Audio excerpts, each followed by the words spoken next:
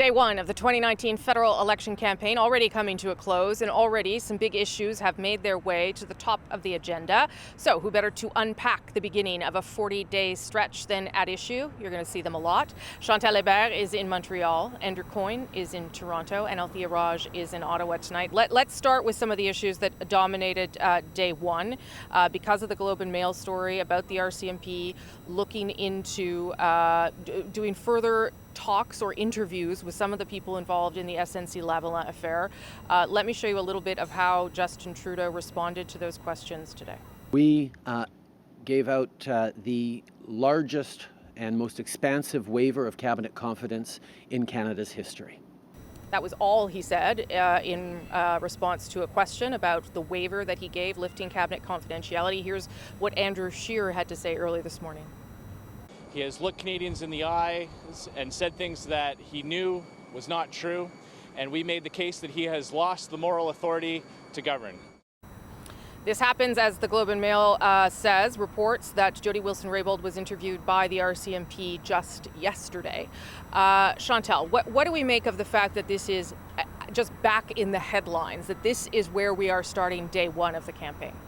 I think it forced everyone, but especially the Conservatives and the Liberals, off script in the sense that this isn't what they had prepared for. I don't believe the Conservatives plan to spend the bulk of any part of today on SNC-Lavalin because they felt that they had pushed that envelope as far as it could go.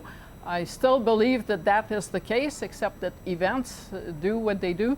And I think for both of them, especially Mr. Trudeau, who wanted a clean lunch and didn't get it out of it, it's a wasted campaign day.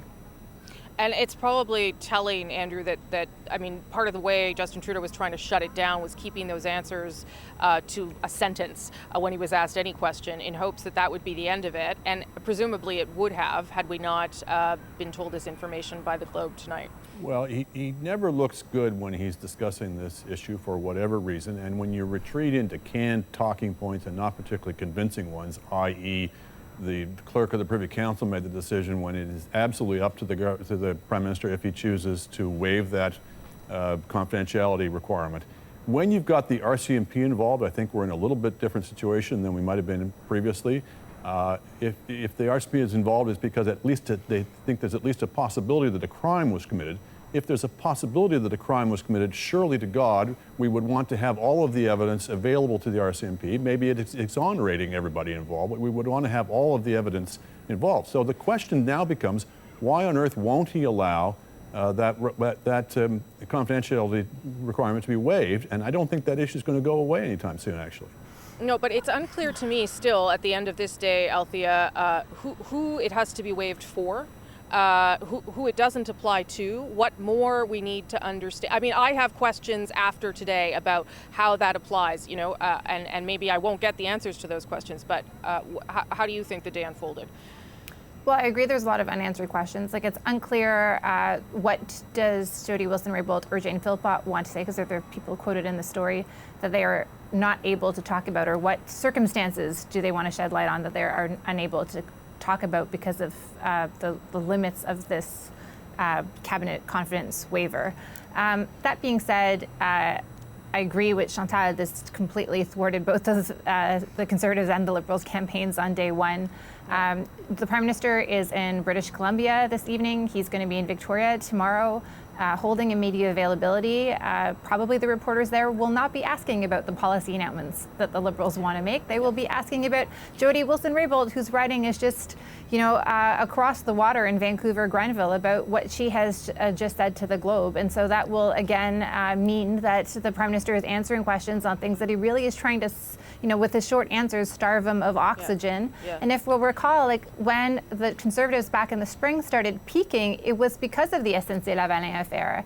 And that's clearly where the Tories want to go. But it's interesting that, you know, Trois-Rivières was probably not the place that they wanted to have this conversation today for the Tories. I'm not convinced. I am not convinced at all that that is where the Conservatives either want to go or should go.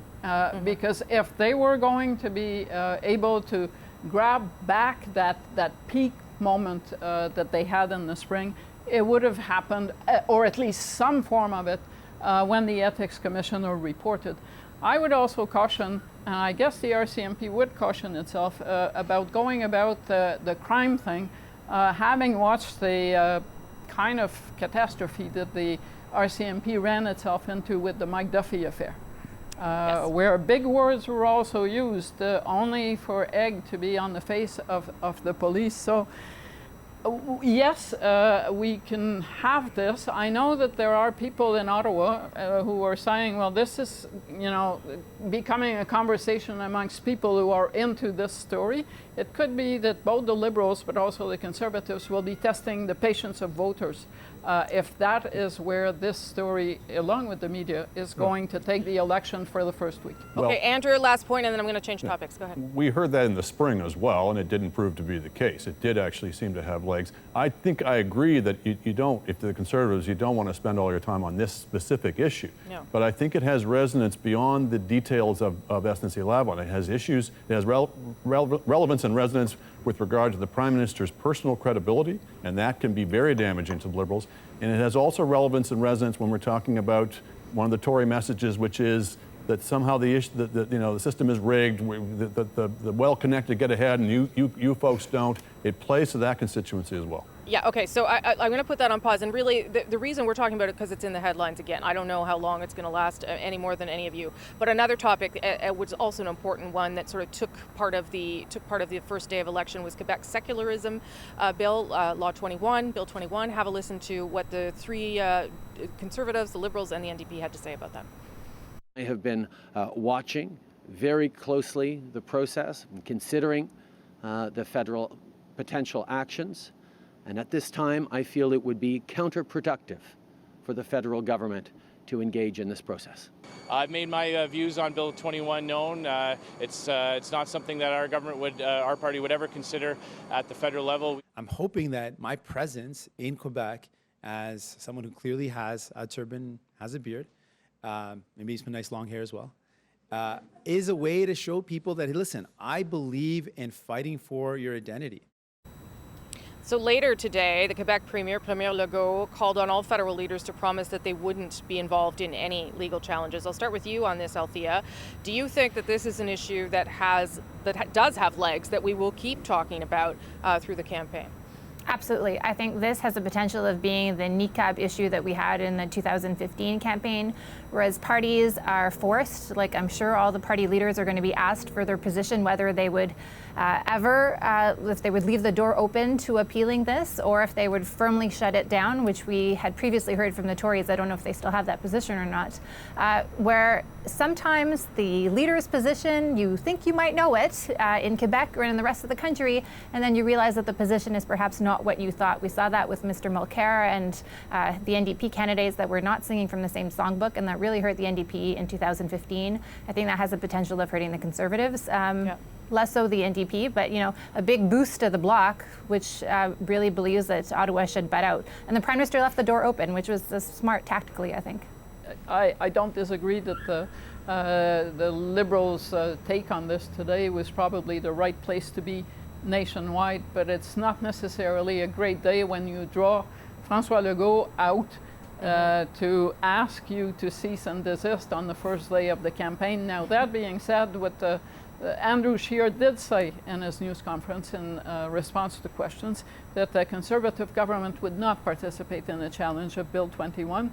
And Jagmeet Singh has insisted that he dislikes the bill intensely, and you heard what he had to say, but that he believed that it was the prerogative of the National Assembly. So far, it looks like the only one who has left the door open to participating eventually in a court case is Justin Trudeau. And Andrew, does he have any choice but to leave the door open, given how he has presented himself on these issues in the past? Yeah, I mean, I'm grading on a curve here, but he was by far the best response among the party leaders. It is to their collective shame that they have not been stronger on this. This is a real challenge to, I think, our moral identity as a people in Canada, that if we're going to sit by and simply say it's none of our affair, if any province decides they're going to essentially segregate their public service by religion and, let's be frank, also effectively by race, that is not something that we should really be tolerating as a country. Now, I grant that all of the leaders are tiptoeing around this because they want to win seats in Quebec and because it is popular in the province. But amongst them, at least the Prime Minister was willing to say, leave open the possibility of a federal intervention in this, and that was certainly better than nothing. Okay, I'm going to leave with one thought from you all. I don't know if long, but whether there was something that surprised you today or something that you said to yourself, okay, well, I'm going to watch that closely. This is going to shape the next 40 days. Maybe it's this thing we talked about. Maybe it's not. Althea.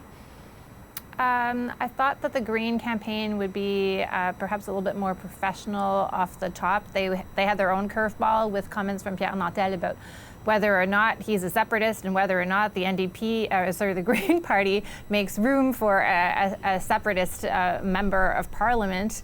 And Ms. May's answer on that question was a bit wishy-washy and didn't align with what the party had said the day before. So, yeah. Andrew?